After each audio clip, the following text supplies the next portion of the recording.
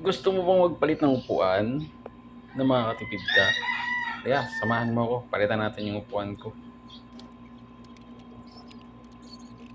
Sa ganitong paraan guys, mas malaki matitipid mo kaysa dadalhin mo siya sa shop para sila magkakabit. Tapos, yung bibilin mo upuan sa kanila, may iwan pa rin yung yung old seat mo. Mas maganda bumili ka online, tapos ikaw na mismo ang magkabit. Kasi magkakaroon ka pa ng sariling spare na upuan. Yan yung original seats. Diyan po makikita naman sa video kung paano ko ito tinanggal. Dalawang tornilyo po yung tinanggal ko ron sa gilid. Tapos yung lock pin na makikita rin po kanina sa video.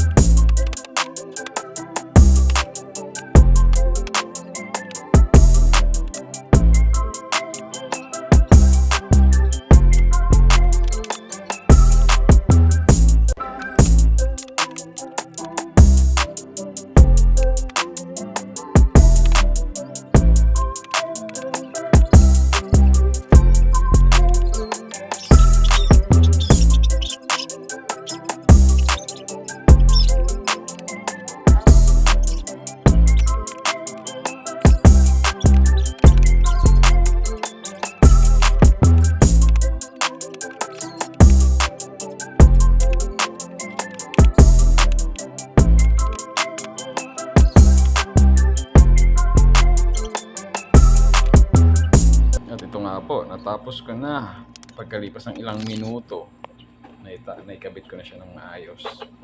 Kasi ang hirap, medyo mahirap ibalik yung flarings. Pero kaya.